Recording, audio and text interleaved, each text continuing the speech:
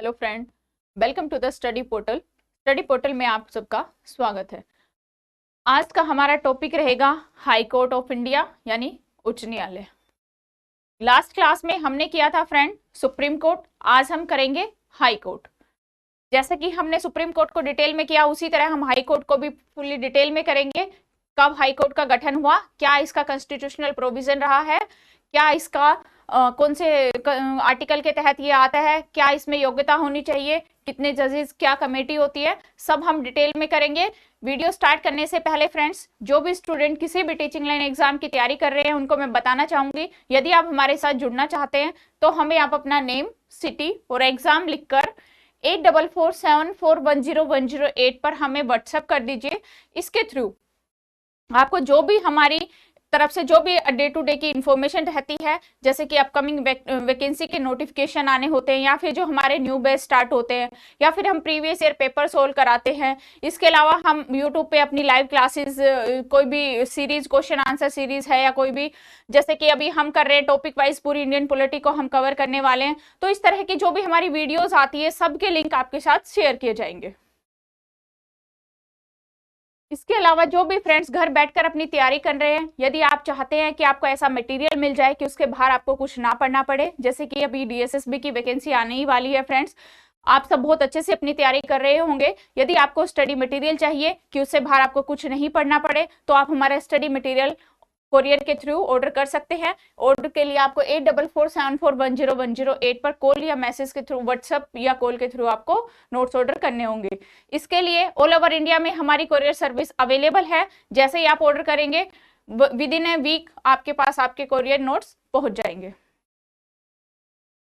जो friend classes join करना चाहते हैं तो स्टडी पोर्टल एकेडमी ऐप है, ऐप को आप डाउनलोड कीजिए। ऐप को डाउनलोड करने का लिंक एंड्रॉइड यूजर्स के लिए रहेगा और आईओएस यूजर्स के लिए ये लिंक रहेगा।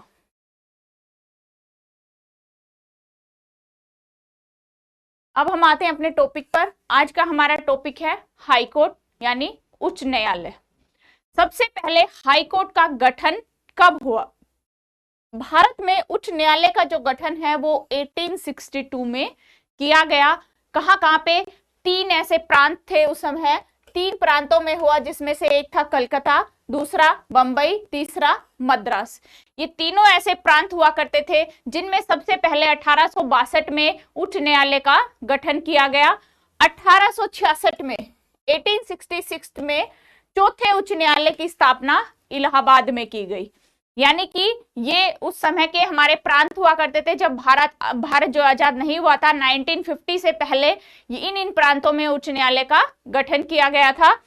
आफ्टर इंडिपेंडेंस 1950 के बाद उच्च न्यायालयों को राज्यों के उच्च न्यायालयों में बदल दिया गया। यानी जो ये प्रांतों के उच्च न्यायालय बनाए थे इनको स्टेट हाई कोर्ट में चेंज कर दिया गया। कब चेंज किया? आफ्टर इंडिपेंडेंस 1950 के बाद इनको 1950 में इनको प्रांतों के उच्च न्यायालय को स्टेट के उच्च न्यायालयों में बदल दिया गया। वर्तमान समय में एट प्रेजेंट हमारे पास हमारे देश में 25 हाई कोर्ट है। कितने हाई कोर्ट है? 25 हाई कोर्ट है, जिसमें से 4 जॉइंट हाई कोर्ट है। जैसे कि हाई कोर्ट जो है 2 या 2 से अधिक स्टेटों के लिए भी एक हाई कोर्ट हो सकता है। ये निर्णय संसद के द्वारा तय किया जाता है। तो इस तरह से 4 जो न्यायालय हैं वो साझे हैं, जो 2 या 2 से अधिक स्टेट का एक है। केंद्र शासित प्रदेशों में से केवल दिल्ली ऐसा है, यानी कि दिल्ली ऐसा यूटी है जिसका अपना उच्च न्यायालय है, जो कि 1966 में बना। भारतीय संविधान के भाग 6 यानी कि पार्ट 6 के आर्टिकल 214 से 231 तक उच्च न्यायालयों से संबंधित है। ये जो आर्टिकल है 214 से 231 तक संविधान के भाग 6 में उच्च न्यायालय का वर्णन है। कौन से आर्टिकल तक आपसे पूछा जाएगा कि किस आर्टिकल से किस आर्टिकल तक हाई कोर्ट का वर्णन किया गया है, तो आपका आंसर रहेगा 214 से 231 तक उच्च न्यायालय का वर्णन है। संविधान के कौन से पार्ट में ये वर्णित है? तो पार्ट आएगा 6। कब गठन हुआ, क्या स्ट्रक्चर है, क्या फ्रेमिंग रही है? तो जो इसका कॉन्स्टिट्यूशनल प्रोविजन है वो हमें कहता है भारत के संविधान के आर्टिकल 214 में ये प्रावधान है कि प्रत्येक स्टेट में एक उच्च न्यायालय होगा। यानी 214 आर्टिकल हमें ये कहता है कि हर स्टेट में एक उच्च न्यायालय होगा। उसके बाद आर्टिकल 231 हमें कहता है कि संसद को 2 या 2 से अधिक राज्यों के लिए एक उच्च न्यायालय को स्थापित करने की शक्ति है। अब ये देखना है आपको कि उच्च न्यायालयों को जो गठन होता है, जो स्थापना होती है, उसका निर्णय कौन करता है, ये पावर किसके पास होती है? तो ये पावर हमारी पार्लियामेंट के पास होती है। यानी कि संसद के पास ये पावर होती है कि किस 2 या 2 से अधिक राज्यों के लिए एक उच्च न्यायालय होगा, ये निर्णय संसद लेगी। कौन से आर्टिकल के तहत होगा? 231 के तहत। जैसा कि पंजाब, हरियाणा, चंडीगढ़ तीनों के लिए एक उच्च न्यायालय है। पंजाब, हरियाणा और चंडीगढ़, जैसा कि अभी बताया कि संसद के पास ये शक्ति है 231 आर्टिकल के अकॉर्डिंग कि 2 या 2 से अधिक स्टेट के लिए एक हाई कोर्ट हो सकता है, होगा, ये संसद डिसाइड करती है। तो इस तरह पंजाब का, हरियाणा का, चंडीगढ़ का, तीनों का एक हाई कोर्ट है। 2013 में मणिपुर, मेघालय, त्रिपुरा के लिए अलग अलग उच्च न्यायालयों की स्थापना की गई। भारतीय संविधान के अनुच्छेद 216 यानी कि जो आर्टिकल 216 है उसके अनुसार उच्च न्यायालय में एक मुख्य न्यायाधीश और ऐसे अन्य न्यायाधीश होते हैं जिन्हें राष्ट्रपति समय समय पर नियुक्त करते हैं। यानी कि इनकी संख्या जो है फिक्स नहीं है, वो टाइम टू टाइम चेंज होती रहती है। एक चीफ जस्टिस हाई कोर्ट में होगा ही होगा, उसके बाद जो अन्य न्यायाधीश होंगे उनकी संख्या फिक्स नहीं है। हाई कोर्ट के चीफ जस्टिस के बिहाफ पर जैसे ही उनको लगता है कि संख्या को बढ़ाया जाए तो वो राष्ट्रपति को पत्र लिखते हैं और संख्या को बढ़ाने के लिए कहते हैं, तो राष्ट्रपति समय समय पर इनकी जो संख्या है उसको घटा बढ़ा सकते हैं। इस तरह उस तरह ही जैसे सुप्रीम कोर्ट में होता है उससे बिल्कुल अपोजिट है। उच्च न्यायालय के न्यायाधीशों की संख्या परिवर्तनीय होती है। न्यायाधीशों की नियुक्ति कैसे होती है, क्या प्रोसेस रहता है इनके अपॉइंटमेंट का, कैसे अपॉइंटमेंट होती है जजेस की? उच्च न्यायालय के जो न्यायाधीश की नियुक्ति है वो राष्ट्रपति के द्वारा की जाती है। राष्ट्रपति मुख्य न्यायाधीश के अलावा उच्च न्यायालयों के न्यायाधीशों की नियुक्ति करते समय भारत के जो मुख्य न्यायाधीश होंगे और राज्य के राज्यपाल, जिस राज्य का न्यायालय होगा उस राज्य के राज्यपाल उस पर उच्च न्यायालय के मुख्य न्यायाधीश से परामर्श करेंगे। इन सब के परामर्श से फिर उनकी नियुक्ति राष्ट्रपति करते हैं। न्यायाधीशों का स्थानांतरण मतलब कैसे ट्रांसफर का क्या फॉर्मूलाज है? अनुच्छेद 222 यानी कि आर्टिकल 222 के तहत राष्ट्रपति भारत के मुख्य न्यायाधीश के परामर्श के बाद उच्च न्यायालयों के न्यायाधीशों का स्थानांतरण कर सकते हैं। किस आर्टिकल में स्थानांतरण का जिक्र किया है? आर्टिकल 222 में। क्या एलिजिबिलिटी होनी चाहिए, क्या क्वालिफिकेशन रहेगी हाई कोर्ट के जजेस के लिए? तो सबसे पहले वह भारत का नागरिक हो, कम से कम 10 वर्षों के लिए भारत में न्यायिक क्षमता की सेवा में की हो, मतलब सेवा की हो न्यायिक फील्ड में, 10 वर्षों तक काम किया हो, या फिर कम से कम 10 वर्षों के लिए उन्होंने एक उच्च न्यायालय, 2 से 2 अधिक ऐसे न्यायालयों में लगातार एक वकील के रूप में काम किया हो। यह है हाई कोर्ट के जज के लिए क्या योग्यता, क्या क्वालिफिकेशन होनी चाहिए। न्यायाधीशों का कार्यकाल, क्या टाइम पीरियड होता है, कब वो रिटायर्ड होते हैं? उच्च न्यायालय के न्यायाधीश 62 ईयर्स तक अपने पद पर रह सकते हैं। कब तक एज आपको ध्यान रखनी है फ्रेंड्स, यहाँ 62 ईयर है, सुप्रीम कोर्ट में यही एज 65 ईयर होती है और सीजीआई के लिए यही एज या तो 5 ईयर जॉब हो जाए या फिर 65 हो जाए, जो भी पहले होगा उसी में रिटायरमेंट होगी। तो यहाँ पे हाई कोर्ट के लिए 62 है, वहीं सुप्रीम कोर्ट के लिए 65 है। अपना कार्यकाल पूरा होने से पूर्व भी उच्च न्यायालय का न्यायाधीश राष्ट्रपति को अपना त्याग पत्र दे सकता है। यदि वो पहले अपने पद को छोड़ना चाहता है तो उससे पहले भी वो राष्ट्रपति को अपना त्याग पत्र दे सकते हैं। कोई मामला है सिद्ध कदाचार का मिसबिहेव आ जाए या दुर्व्यवहार के आधार पर संसद के दोनों सदनों में एक विशेष बहुमत से पारित हो जाए तो राष्ट्रपति के द्वारा उसे हटाया जा सकता है। अब देखते हैं न्यायाधीशों के हटाने की क्या प्रोसेस होती है? रिमूवल प्रोसेस क्या होता है न्यायाधीशों के हटाने का? संसद के दोनों सदन यानी कि लोकसभा और राज्यसभा यदि विशेष बहुमत के द्वारा राष्ट्रपति के आदेश से उच्च न्यायालय के न्यायाधीश को उसके पद से हटा सकते हैं, लेकिन जो हटाने का जो बेस रहेगा वो क्या रहेगा? कदाचार और असमर्थता होनी चाहिए। न्यायाधीश जांच अधिनियम के अकॉर्डिंग महाभियोग प्रक्रिया पर उपबंध करता है, यानी जब न्यायाधीश के खिलाफ महाभियोग प्रक्रिया लाई जाती है तो उसका क्या प्रोसेस होता है इम्पीचमेंट लाने का? सबसे पहले न्यायाधीश को हटाने के लिए संसद के प्रस्ताव प्रस्तुत करने के लिए कम से कम, चाहे वो लोकसभा हो या राज्यसभा, यदि लोकसभा में आता है तो 100 सदस्यों के साइन होने चाहिए, यदि वो राज्यसभा में आता है तो यहाँ पे 50 लोगों के हस्ताक्षर अनिवार्य है प्रस्ताव लाने के लिए, प्रस्ताव को प्रस्तुत करने के लिए।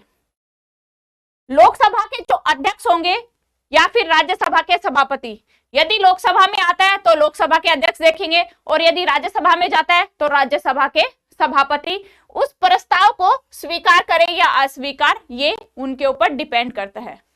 यदि वो स्वीकार करते हैं तो लोकसभा के करते हैं अध्यक्ष तो लोकसभा में आएगा, और अगर राज्यसभा में जाता है सभापति उसको स्वीकार करते हैं तो आगे का प्रोसेस शुरू होगा।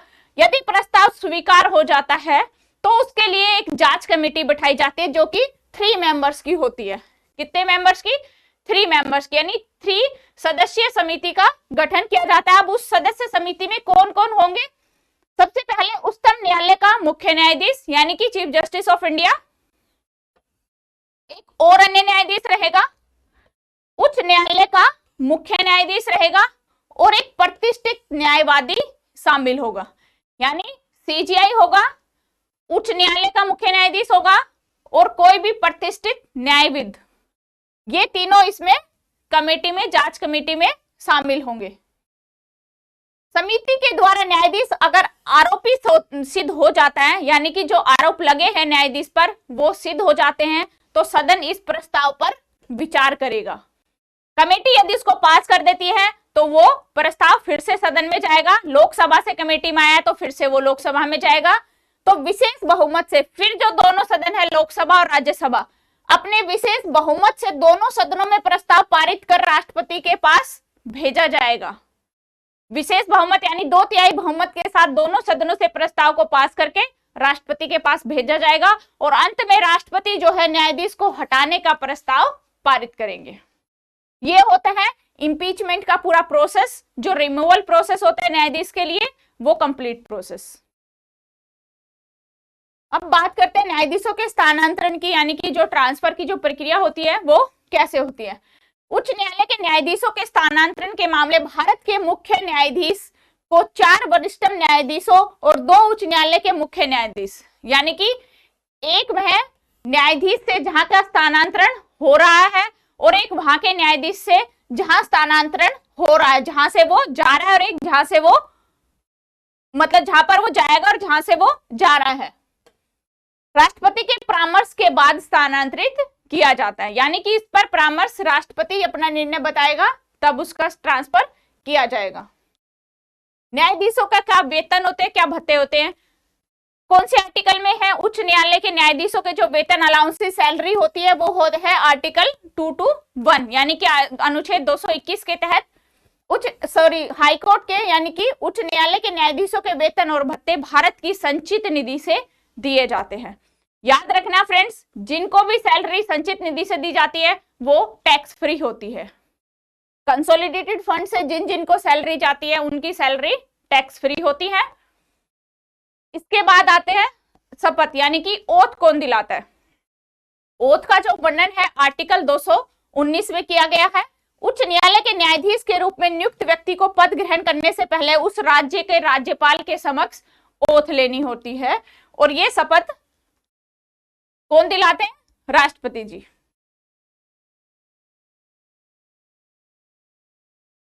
उच्च न्यायालयों के क्षेत्राधिकार क्या क्या है, यानी कि क्या क्या उनके पावर्स है। उच्च न्यायालय को अपने अधीनस्थ न्यायालयों के विरुद्ध अपील सुनने का अधिकार है। सबसे पहले जो उनके निचली अदालतें होती है उनके विरुद्ध वो अपील को सुन सकते हैं। यदि कोई अपील करता है उच्च न्यायालय में जाके, यानी कि वो निचली अदालत से अपने फैसले से संतुष्ट नहीं है तो वो हाई कोर्ट में जाके अपनी अपील कर सकते हैं और इस पे हाई कोर्ट उनकी सुनवाई करते हैं। तो उच्च न्यायालय जो भी राज्य में अपील करने के लिए सर्वोच्च न्यायालय होते हैं, और उच्च न्यायालय के जो क्षेत्राधिकार है उनमें आता है मूल क्षेत्राधिकार, रिट क्षेत्राधिकार, अभिलेख क्षेत्राधिकार, अधीनस्थ न्यायालयों पर नियंत्रण, अपीलीय क्षेत्राधिकार, पर्यवेक्षीय क्षेत्राधिकार और न्यायिक समीक्षा। वन बाय वन इनको डिटेल में अभी डिस्कस करेंगे हम। सबसे पहले देखते हैं मूल क्षेत्राधिकार। इसके अंतर्गत किस टाइप के मामले आते हैं? ये वो मामले होते हैं जो सीधे हाई कोर्ट में सुने जाते हैं, सीधी जिनकी सुनवाई उच्च न्यायालय में होती है। ऐसे मामले होते हैं जो निचली अदालतों से होते हुए हाई कोर्ट तक ना आकर डायरेक्ट हाई कोर्ट में आते हैं, वो सारे मामले मूल क्षेत्राधिकार में आते हैं। अब इसमें किस टाइप के विवाद हो सकते हैं?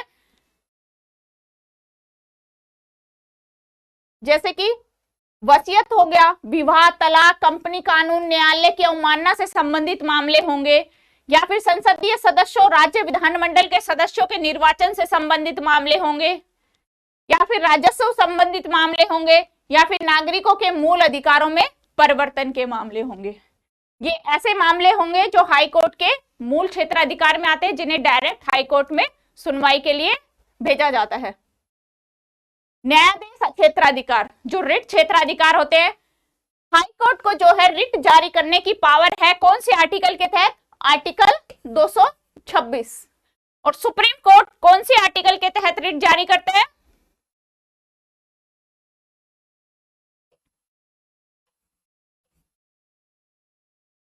तो हाई कोर्ट को जो रिट जारी करने की पावर है वो है 226 के अनुसार उच्च न्यायालय रिट जारी करने का अधिकार प्राप्त है, क्योंकि उच्च न्यायालय की शक्ति उच्चतम न्यायालय से कहीं अधिक व्यापक होती है। क्योंकि सुप्रीम कोर्ट तो केवल मौलिक अधिकारों के ही खिलाफ रिट जारी कर सकते हैं, लेकिन जो हाई कोर्ट होते हैं उनके पास मौलिक अधिकारों से संबंधित रिट के जारी कर सकते हैं। उसके अलावा और भी ऐसे मामले होते हैं जिनके अगेंस्ट वो रिट जारी कर सकते हैं।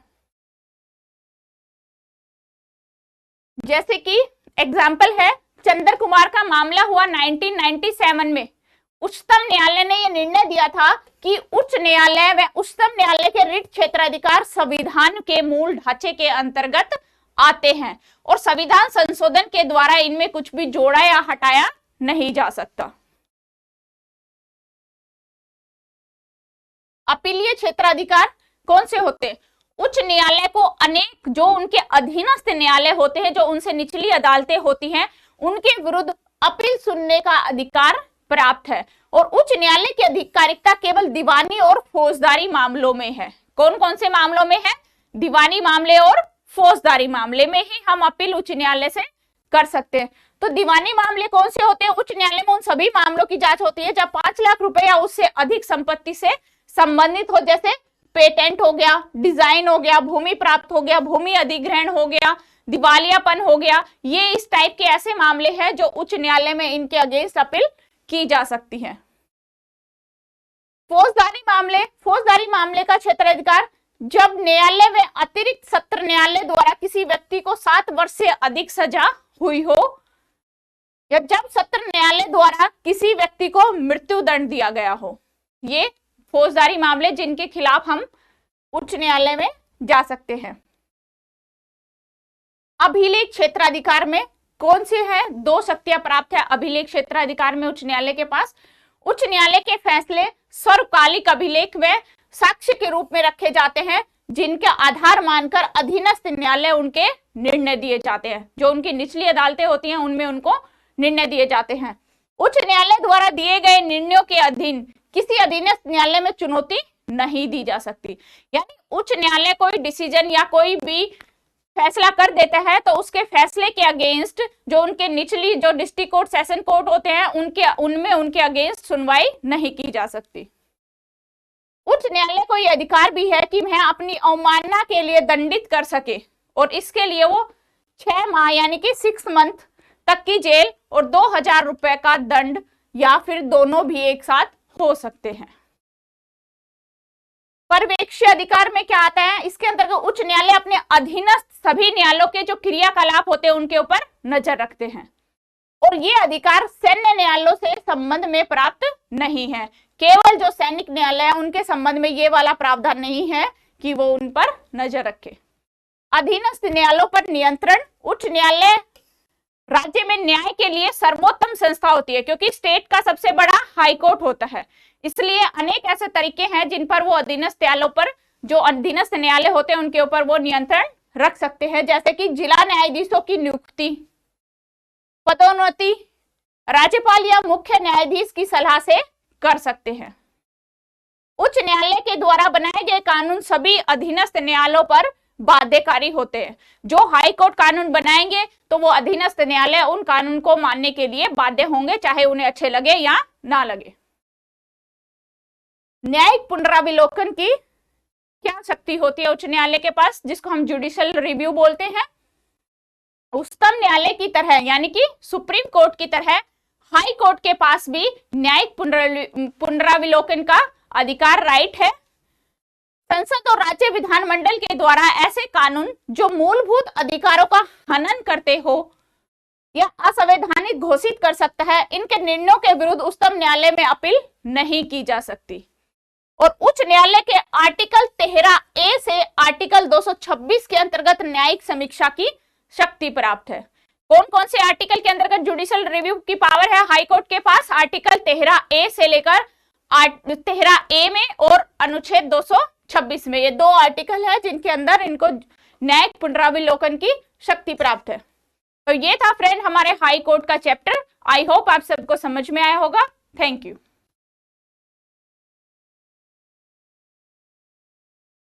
अभी हमने किया हाई कोर्ट। हाई कोर्ट के बाद आता है अधीनस्थ न्यायालय यानी कि सबऑर्डिनेट कोर्ट्स। भारत के कौन से आर्टिकल में इनका जिक्र है? भाग 6 के आर्टिकल 233 से 237, यानी कि संविधान के पार्ट 6 भाग 6 के आर्टिकल 233 से 237 तक अधीनस्थ न्यायालय यानी सबऑर्डिनेट कोर्ट्स का वर्णन किया गया है। उच्च न्यायालय के ये अधीन होते हैं, उच्च न्यायालय के अधीन इनका गठन होता है। इनका जो गठन है वो राज्य अधिनियम कानून के द्वारा होता है, और ये सारे सबऑर्डिनेट कोर्ट्स जो है वो हाई कोर्ट के अधीन होते हैं। और गठन किसके तहत होता है? राज्य अधिनियम कानून के तहत इनका गठन किया गया। यहाँ पे फ्रेंड पूछा जाए यदि कौन से आर्टिकल से है 233 से 237, कौन से भाग में? भाग 6 में। किसके तहत इनका गठन किया गया सबऑर्डिनेट कोर्ट्स का? राज्य अधिनियम कानून के तहत इनका गठन किया गया। किसके अधीन होते हैं? हाई कोर्ट के अधीन होते हैं। जिला न्यायाधीश की नियुक्ति। अब जिला न्यायाधीश की नियुक्ति का प्रावधान है कि कैसे नियुक्ति होती है। जिला न्यायाधीश की नियुक्ति राज्यपाल के द्वारा, यानी कि राज्यपाल के द्वारा राज्य के उच्च न्यायालय के मुख्य न्यायाधीश के परामर्श से की जाती है। यानी कि जिस स्टेट में नियुक्ति होनी है जिला न्यायाधीश की, उस स्टेट का जो हाई कोर्ट होगा, उसका जो चीफ जस्टिस होगा, उसके परामर्श के साथ राज्यपाल है वो उनकी नियुक्ति करेंगे। अब क्या क्या एलिजिबिलिटी होनी चाहिए नियुक्ति के लिए? क्या क्या एलिजिबिलिटी होनी चाहिए? यहाँ पे योग्यता जो रहेगी, कम से कम 7 वर्ष किसी भी न्यायालय में अधिवक्ता रहा हो, यानी कि 7 इयर्स तक किसी भी न्यायालय में अधिवक्ता रहा हो, ये उसकी योग्यता फर्स्ट है कि कम से कम 7 वर्ष तक किसी भी न्यायालय में अधिवक्ता रहा हो। उसके बाद केंद्र अथवा राज्य के अधीन लाभ के पद पर ना हो, किसी और दूसरी जगह कहीं पर भी प्रॉफिट के पोस्ट पर ना हो, उच्च न्यायालय ने उसकी नियुक्ति की सिफारिश की हो, यानी कि उस राज्य के हाई कोर्ट ने उसकी नियुक्ति की सिफारिश की हो। राज्यपाल जो है जिला न्यायाधीश से भिन्न किसी व्यक्ति को न्यायिक सेवा में नियुक्त कर सकता है, किंतु ऐसा व्यक्ति जो राज्य लोक सेवा आयोग व उच्च न्यायालयों के परामर्श के बाद ही उसको नियुक्त किया जाए।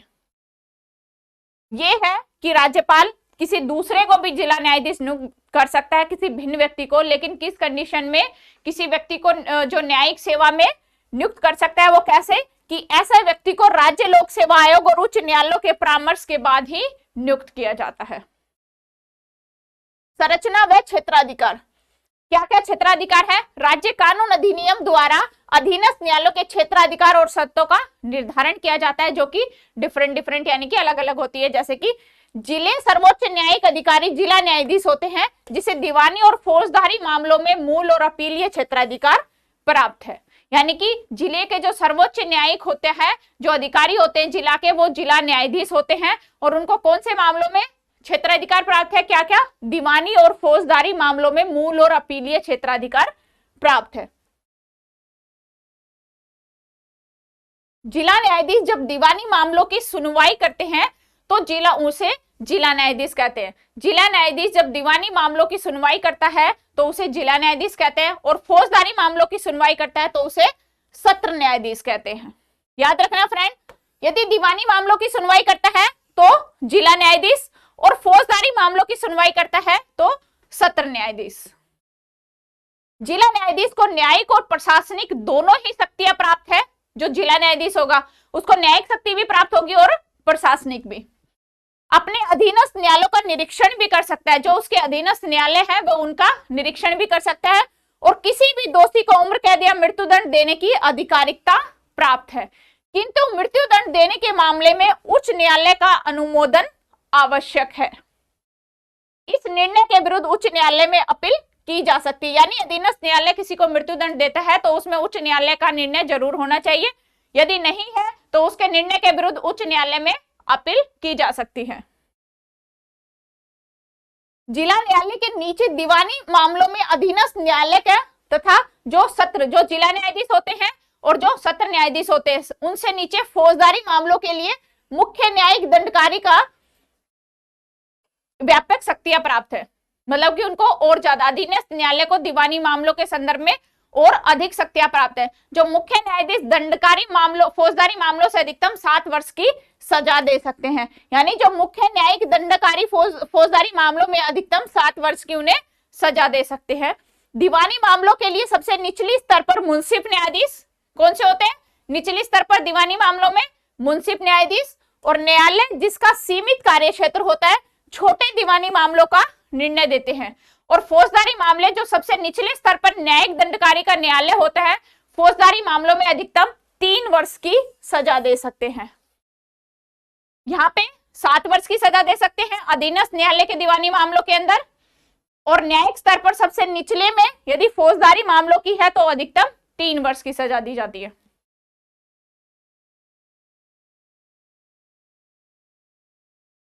उसके बाद आता है लोक अदालत। लोक अदालत क्या होती है? लोक अदालत का जो गठन है वो शीघ्र अथवा निःशुल्क न्याय व्यवस्था की अवधारणा के अंतर्गत किया जाता है। यदि किसी व्यक्ति के द्वारा फीस का भुगतान कर दिया गया है, लेकिन लोक अदालत में मामला निपटने के बाद फीस को लौटा दिया जाएगा। लोक अदालत जो है वो न्याय का एक पुराना स्वरूप है, जैसा कि प्राचीन भारत से प्रचलित है, पुराने भारत में प्रचलन था, उसकी वैधता आधुनिक युग में समाप्त नहीं हुई है। तो लोक अदालत क्या है? जिनके पास मान लो पैसे नहीं है बड़ी अदालतों में जाने के लिए, अपने केस के लिए जजेस को फीस देने के लिए, तो वो लोक अदालत में जाते हैं। शीघ्र और निःशुल्क न्याय व्यवस्था का यहाँ पे स्थापना की गई है। फीस का यदि वो भुगतान नहीं कर सकते हैं, जैसे ही वो थोड़ी फीस देंगे, जैसे ही उनका केस क्लियर होगा, उनकी फीस को वापस लौटा दिया जाएगा। और ये एक पुराना प्रचलन है, जो प्राचीन भारत में भी इसका प्रचलन चलता आ रहा है, और ये आज के भारत में इसकी जो आधुनिकता और इसकी जो वैधता है उसको समाप्त नहीं किया गया। ग्राम न्यायालय जो ग्रामीण लेवल पे होते हैं, जैसे कि पंचायतें आती है, न्यायालय को विकेंद्रीकृत जैसे गांव और न्याय व्यवस्था में आसानी से पहुंचा जा सके। केंद्र सरकार के द्वारा ग्राम न्यायालय 2008 में इसको मंजूरी प्रदान की गई। कब ग्राम न्यायालय को मंजूरी प्रदान की गई केंद्र सरकार के द्वारा? 2008 में। विकेंद्रीकरण और सकारात्मकता के लिए प्रयास किया गया। राज्य सरकारों के द्वारा संबंधित उच्च न्यायालयों से सलाह के बाद यहाँ ग्राम न्यायालय का गठन किया गया। कहां से? जिसका गांव है, जिस राज्य सरकार, जिस स्टेट गवर्नमेंट के अंदर वो गांव आ रहा है, वहां के राज्य सरकार से, उसके उच्च न्यायालय से, उससे सलाह ली जाती है, और सलाह लेने के बाद ग्राम में न्यायालय का गठन किया जाता है। इसका उद्देश्य ग्राम स्तर के छोटे विवादों, यानी कि जो दीवानी मामले होते हैं, छोटे छोटे जो गांव के विवाद होते हैं, उनको अपने ग्रामीण स्तर पर ही सुलझा लिया जाए। यानी कि उनके लिए कहीं दूसरी जगह उन्हें ना जाना पड़े, अपने गांव का जो भी उनका छोटा मोटा मुद्दा होता है वो ग्राम पंचायत में अपने गांव में ही सुलझा लिया जाता है।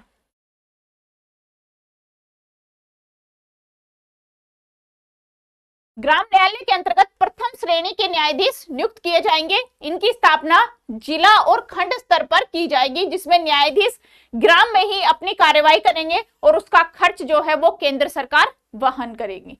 यानी कि ग्राम के अंदर जो न्यायालय है वो पहली श्रेणी के न्यायाधीश वहां पे नियुक्त किए जाएंगे और उनकी जो स्थापना होगी वो जिला स्तर पर की जाएगी। और जिसके जो न्यायाधीश होंगे वो ग्राम में ही अपनी कार्यवाही को करेंगे, वहां गांव में जाकर ही अपनी न्यायिक कार्यवाही करेंगे और उनका पूरा खर्चा केंद्र सरकार उठाएगी।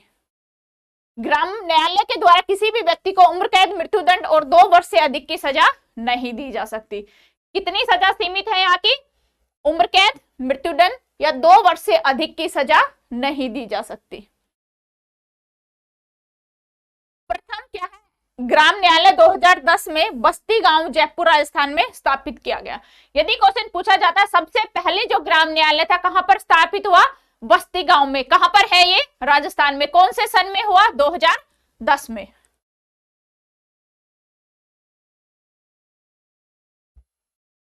अब है राष्ट्रीय विधिक यानी कि कानूनी सेवा का प्राधिकरण। भारतीय संविधान के आर्टिकल 39A के अंतर्गत प्रत्येक राज्य का यह दायित्व है कि सभी नागरिकों को समान अवसर पर समान आधार पर न्याय प्राप्त हो, जिसके लिए जो राष्ट्रीय विधिक परीक्षण है, जो सेवा अधिकारी है, वो उनका प्राधिकरण को स्थापित किया गया, जो कि अनुसूचित जाति जो SC और STs होते हैं, महिलाओं, बच्चों, देह व्यापार, प्राकृतिक आपदा से पीड़ित आदि किसी भी व्यक्ति को निःशुल्क विधिक सहायता प्रदान की जाए।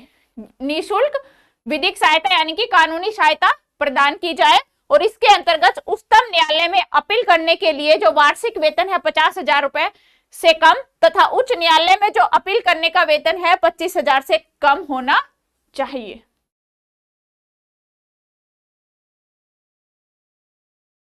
ये था हमारा सबऑर्डिनेट कोर्ट। आज हमने किया हाई कोर्ट, और हाई कोर्ट के नीचे जो भी अधीनस्थ न्यायालय आते हैं, जो भी ग्राम लेवल पर होते हैं या फिर जो हमारे कानूनी प्राधिकरण होते हैं, सभी को हमने डिटेल में किया। फ्रेंड्स, आई होप आपको सारा क्लियर हुआ हो। धन्यवाद।